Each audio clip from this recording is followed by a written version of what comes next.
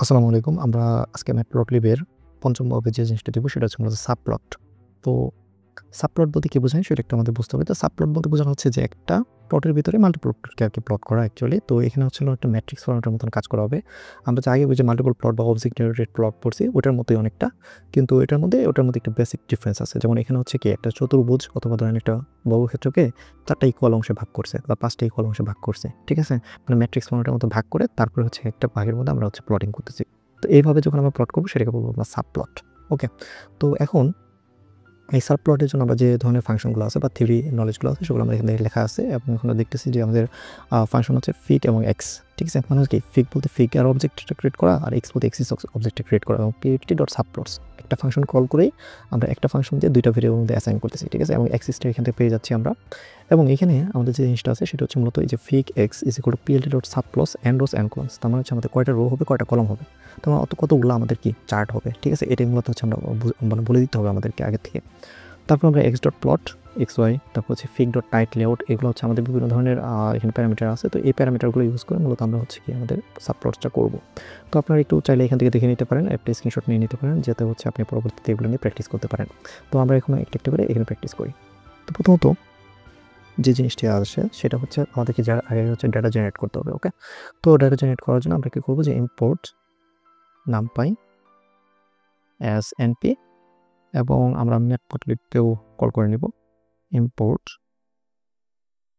matplotlib.pyplot.stlt এবং আমরা কিছু ডাটা জেনারেট করব লাইক হচ্ছে x is equal to np.parents নামক ফাংশনের মাধ্যমে আমি সাপোজ 0 থেকে 10 পর্যন্ত কিছু ডাটা জেনারেট করলাম এবং আমি y নামে আরেকটা ডাটা নিচ্ছি সেটা হচ্ছে x স্কয়ারকে আর z নামে আরেকটা ভেরিয়েবল ক্রিয়েট করতেছি সেটা হচ্ছে মূলত z is equal to দিলাম x to the power কিউবকে। তাহলে এখন আমরা কি কয়টা ডেটা পেলাম x পাইলাম, আমরা y পাইলাম এবং z পাইলাম। ঠিক আছে? তার মানে হচ্ছে কি x হচ্ছে আমাদের মূলত হচ্ছে 0 1 2 3 এগুলা, y হচ্ছে এটা আর z হচ্ছে এটা। আমি এই নামে আরেকটা ভেরিয়েবল ক্রিয়েট করি a। তো a ইজ ইকুয়াল টু ধরেন x দিলাম। ঠিক আছে? a is equal two x মানে a আর x একই ভেরিয়েবল দিই। তো এইভাবে আমি 4টা ভেরিয়েবল ক্রিয়েট করলাম এবং এখান থেকে ভেরিয়েবলগুলোকে আমি হচ্ছে প্লটিং করবো সাবপ্লটের মাধ্যমে। তো প্রথমত সাবপ্লট করার জন্য আমরা কি বলতেছিলাম যে আমাদের দুইটা অবজেক্ট ক্রিয়েট করতে হবে বা ভেরিয়েবল ক্রিয়েট করতে হবে। একটা হচ্ছে ফিগ আর একটা হচ্ছে অ্যাক্সিস। তো ফিগ এবং অ্যাক্সিস ইজ ইকুয়াল টু বললাম পিএলটি ডট সাবপ্লটস এই ফাংশনের মাধ্যমে আমি আমাদের সাবপ্লটগুলো কল করে নিলাম। ঠিক আছে? এবং আমাকে এখানে ডিফাইন করে দিতে হবে যেটা জিনিস সেটা হচ্ছে কি আমি কতগুলো রো চাচ্ছি এবং কতগুলো কলাম চাচ্ছি। তার মানে এই যে অ্যান্ড রোস এবং অ্যান্ড কলামস আমরা যদি এখানে কি করি জাস্ট শিফট আর ট্যাব চেপে ধরি তাহলে আমাদের এখান থেকে সাজেশনগুলো দেখাবে যে এখানে কী ধরনের প্যারামিটার আমরা ইউজ করতে পারবো। তো আমরা দেখছি অ্যান্ড রোস এবং অ্যান্ড কলামস। তো আমি এখানে and rose is equal two বললাম 2 এবং অ্যান্ড কলস ইজ ইকুয়াল টু বললাম 2। তার মানে আমি 2টা রো এবং 2টা কলাম যাচ্ছি মানে আমি কি টোটাল 4টা গ্রাফ করব একটার মধ্যে। ঠিক আছে? তার মানে একটা চতুর্ভুজকে তারা কি করবে বা একটা ফ্রেমকে তারা হচ্ছে 4টা খণ্ডে বিভক্ত করবে, 4টা চতুর্ভুজ অংশ বিভক্ত করবে এবং বিভক্ত করে সেখানে আমি হচ্ছে কি গ্রাফিংটা করবো এরকম আর কি। তো এটা করলাম, দেওয়ার পরে এই দেখেন এখান থেকে আমাদের কি হয়েছে 4টা এই যে ক্যানভাস তৈরি হয়েছে, 4টা ক্যানভাস। ওকে? এবং এই 4টা ক্যানভাস তৈরি হওয়ার পরে আমরা কি করবো এখানে হচ্ছে আমাদের প্লটিংগুলো করবো। আমি যদি and rose is equal two 1 দিতাম তাহলে কি হতো and rose is equal two দিলে রো একটা আসতো এবং কি আমাদের যে কলাম আসতো 2টা গ্রাফ অঙ্কন করা যেত। তো আমি এখানে 4টা দিচ্ছি, 2টা দিচ্ছি। তো আসলো, এখন আসার পরে আমরা হচ্ছে এই ডাটাগুলোকে এখানে প্লট করবো। এখন ডাটাগুলোকে আসলে কীভাবে প্লট করবো? তো এটাও একটা বুঝলাম কি ম্যাট্রিক্স ফর্মেটের মতন। তো ম্যাট্রিক্স ফর্মেট বলতে কী বোঝানো হচ্ছে? ম্যাট্রিক্স ফর্মেট বলতে বোঝানো হচ্ছে যেমন এটা হচ্ছে কি ম্যাট্রিক্সের 0 0 নাম্বার অ্যাক্সিস 0 0, এটা হচ্ছে কি 0 1 নাম্বার অ্যাক্সিস, এটা কি 1 1তম এটা হচ্ছে কি আমাদের 1 0তম অ্যাক্সিস এবং এটা কি 1 1তম অ্যাক্সিস। ঠিক আছে? তাহলে এইভাবে আমরা পড়তাম যে আমাদের এলিমেন্ট পড়তাম যখন আমরা মানে ম্যাট্রিক্সের। তো ম্যাট্রিক্সের এই এলিমেন্টটাকে কততম এলিমেন্ট বলবো আমরা বলবো 0 0তম এলিমেন্ট, এটাকে বলবো 1 1তম এলিমেন্ট, এটাকে বলবো 0 1তম এলিমেন্ট। তার মানে কি 0 নাম্বার রোয়ের 1তম কলাম, এটা হচ্ছে কি 1 নাম্বার রোয়ের 0তম কলাম, 1 নাম্বার রোয়ের 1 নম্বর কলাম, এটাকে বোঝাচ্ছি। তাহলে এইভাবে আমাদেরকে ইউজ করা লাগতো। তো আমরা চাইলে অ্যাক্সিস 0 0 এভাবে লিখলাম। তার মানে কি আমরা কাকে সিলেক্ট করলাম? আমরা সিলেক্ট করলাম একে। ঠিক আছে? এই প্রথমটাকে ডট জাস্ট প্লট দিলাম, আমি এক্স এবং ওয়াইকে এখানে প্লট করতেছি। ঠিক আছে? এক্স এবং ওয়াই প্লট করলাম, এটা কিন্তু খুব সুন্দরভাবে এখানে প্লট হয়ে গেছে এক্স এবং ওয়াইকে, এবং ওয়াইটা হচ্ছে কি এক্স স্কোয়ার। তো এখানে সুন্দরভাবে প্লট হইলো আমি যদি চাই না এক্সিস 0 0 না দিয়ে 0 1 এবং এখানে গিয়ে আমি করতেছি ডট স্ক্যাটার এক্স কমা ধরেন আমি এ দিই। দেখেন এক্স আগে কিন্তু সেম ভ্যালু ছিল এবং এটা কি একটা লিনিয়ার গ্রাফ দেখাচ্ছে, ঠিক আছে। আমি যদি চাই না এক্সিস এই 1 নাম্বার রোয়ের 0তম কলাম, 1 নাম্বার রো 0তম কলাম ডট আমি এখানে এক্স এবং জেডকে দিলাম। দেখেন এখানে কিন্তু এক্স আর জেডের প্লটিং হয়ে গেছে। আমি যদি না এক্সিসের 1 এবং 1 সরি 1 এবং 1 তার মানে কি 1 1 বলতে 1 নম্বর রো 1 নম্বর কলাম এটাকে জেনারেট করা হচ্ছে ডট এবং এই প্লটে আমি সাপোজ কাকে চাচ্ছি এখানে কাকে আমি ক্রিয়েট করছিলাম জেড ওয়াই এগুলো তো সবগুলো দেওয়া শেষ। তো ধরেন এখানে প্লট না দিয়ে আমি স্কেটার দিই আমি এক্স এবং জেডের স্কেটার দিতে চাচ্ছি এক্স এবং জেড রান করো। তো দেখা যাবে কি এখানে আমাদের এই যে স্কেটার হয়ে গেছে, ঠিক আছে। তো এইভাবে চাইলে আমরা কি করতে পারি একটা পূর্ণাঙ্গ ক্যানভাসকে আমরা 4টা ক্যানভাসে বিভক্ত করতে পারতেছি।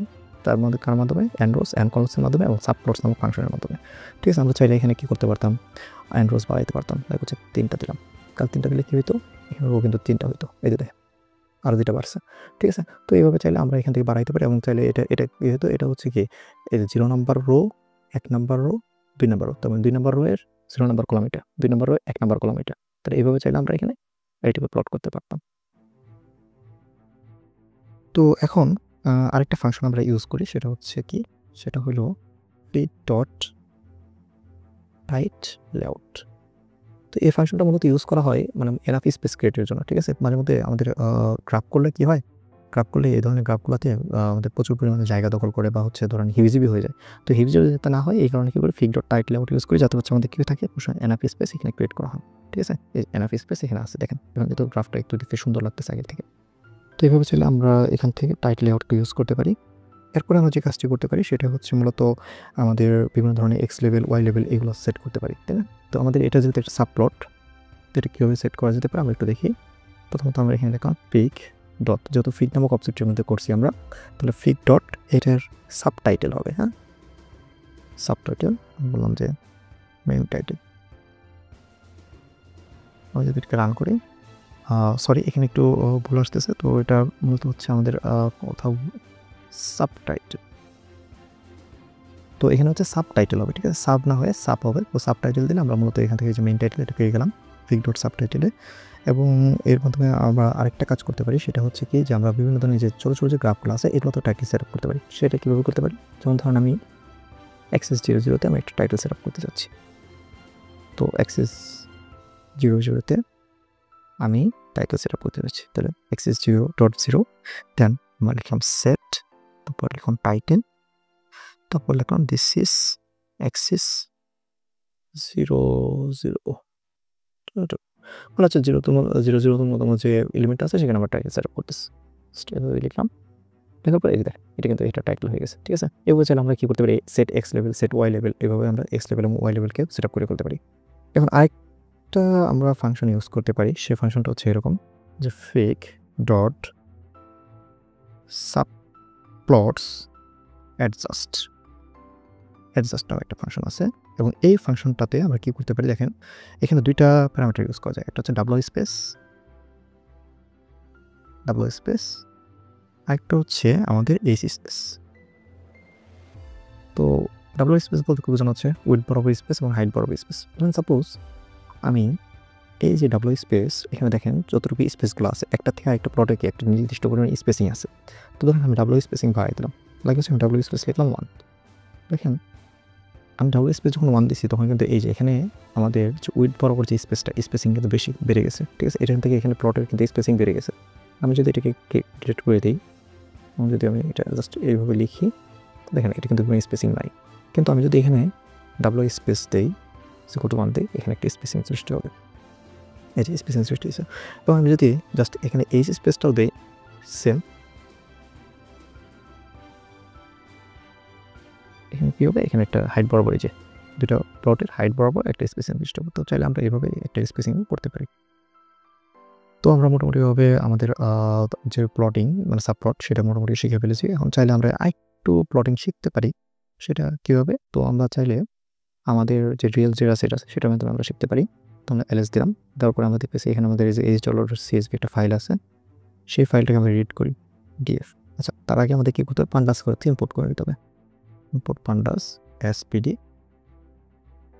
এবং এইটার মধ্যে df নামক যে ডাটা ফ্রেম আছে এটার মধ্যে হচ্ছে pd.read.csv দিয়ে আমি এই h.csv নামক যে ফাইলটা আছে এটাকে রিড করতে চাচ্ছি। তো এগুলো আমরা হচ্ছে pandas-এর যে টিউটোরিয়াল ছিল সেখানে পড়ছি। এবং আমি যদি df.head আমার যদি ডেটা ফ্রেমটাকে দেখতে চাই, জাস্ট আমরা দেখলাম যে এখানে আমাদের কী ডেটা আছে, একটা হাইটের ডেটা আছে, একটা হচ্ছে ওয়েটের ডেটা আছে, ঠিক আছে? মানে মানুষের হাইট এবং ওয়েটের ডেটা আছে এবং এই ডেটাগুলোকে আমরা কী করতে চাচ্ছি? প্লটিং করতে চাচ্ছি, প্লটিং। তো এই প্লটিং করার জন্য আমরা কী করবো? জাস্ট হচ্ছে আমরা আগের মতন চাইলে সাবপ্লট ক্রিয়েট করতে পারি। তো আমরা এখানে ফেক অ্যাক্সিস আমরা একটা সাবপ্লট ক্রিয়েট করতেছি, এই যে ফেক অ্যাক্সিস এবং অ্যাক্সিস 0,0-তে আমি হচ্ছে প্লট xy করবো, ঠিক আছে? তো প্লট xy না করে আমি হচ্ছে df-এর বা আমার যে ডেটা ফ্রেম আছে সেই ডেটা ফ্রেমে হাইট ইঞ্চি কমা এই df-এর ওয়েট পাউন্ড, এই দুটাকে হচ্ছে প্লটিং করে দিচ্ছি এবং এখানটা হচ্ছে সুন্দর প্লটিং হয়ে গেছে। তো এখান থেকে হচ্ছে খুব সুন্দর একটা প্লটিং হয়ে গেছে। এখান থেকে আমরা চাইলে রিয়েল ডেটা সেটের এভাবে চাইলে সাপোজ অ্যাক্সিস 0 না দিয়ে অ্যাক্সিস 1 আরেকটা প্লটিং করতে চাচ্ছি, x1,1 এবং এখানে প্লট না দিয়ে আমরা স্ক্যাটার ডায়াগ্রাম করবো, স্ক্যাটার ডায়াগ্রাম। তো আমরা যদি স্ক্যাটার ডায়াগ্রাম করি মানে আমাদের যে ডেটা ফ্রেমটা আছে এই ডেটা ফ্রেমে হাইটের এবং ওয়েটের ডাটাকে নিয়ে আমরা এখানে একটা স্ক্যাটার ডায়াগ্রাম করবো। আমরা জাস্ট সেটাকে রান করি, তাহলে আমরা দেখবো যে এখানে সুন্দর একটা স্ক্যাটার ডায়াগ্রাম হয়ে গেছে এবং এই স্ক্যাটার ডায়াগ্রামটাকে চাইলে আমরা একটু সুন্দর করতে পারি। দেখা যাচ্ছে কীরকম যে আমরা যদি শিফট এবং ট্যাব চেপে ধরি দেখা যাবে যে এখানে আমাদের হচ্ছে কী প্যারামিটার বসতে হবে সেটা কিন্তু খুব সহজে দেখানো যায়, ঠিক আছে? তো আমরা এখানে এজ কালার নামে একটা প্যারামিটার আছে, এজ কালার আমি এজ কালার ইজ করে দিলাম রেড, ঠিক আছে? এজ কালার ইজ করে দিলাম হচ্ছে রেড। দেখেন এজ কালার রেড দেওয়ার কারণে কিন্তু এই যে প্রত্যেকটা যে আমাদের ডটগুলো ছিল এই ডটের চারদিক দিয়ে একটা লাল কালার চলে আসছে, ঠিক আছে? আমি যদি আমি এর কালারগুলো হচ্ছে ব্ল্যাক দিতে চাই তাহলে হচ্ছে জাস্ট আমার যে ডটগুলো আছে সেগুলো যদি ব্ল্যাক দিতে চাই তাহলে কিন্তু আমরা খুব সুন্দরভাবে এখানে ব্ল্যাক কালারটা দিয়ে দিলাম এবং দেখেন এই যে আমাদের যে ডটগুলো আছে সেগুলো কিন্তু ব্ল্যাক কালার, কিন্তু এর যে চারদিক দিয়ে আছে সেগুলো কিন্তু রেড কালার, তার মানে কি এজ কালারটা আমি রেড দিছি, ঠিক আছে? তাই এইভাবে চাইলে আমরা একটা রিয়েল ডেটা ফ্রেম যেটা আছে বা রিয়েল ডেটা সেট আছে এই রিয়েল ডেটা সেটকেও একটা সাবপ্লটের মধ্যে নিয়ে আসতে পারি এবং সাবপ্লটের মধ্যে আমরা এটাকে কী করতে পারি? প্লটিং করতে পারি এবং প্লটিং করার পরে আমরা জাস্ট হচ্ছে এজ কালার তারপর বিভিন্ন ধরনের আমাদের যা প্যারামিটার আছে এগুলো দিয়ে আমরা এগুলোকে ডিজাইন করে নিতে পারি এবং চাইলে এটা হচ্ছে আমরা টাইটেল সাবটাইটেল এই ধরনের বিষয়গুলো অ্যাড করতে পারি।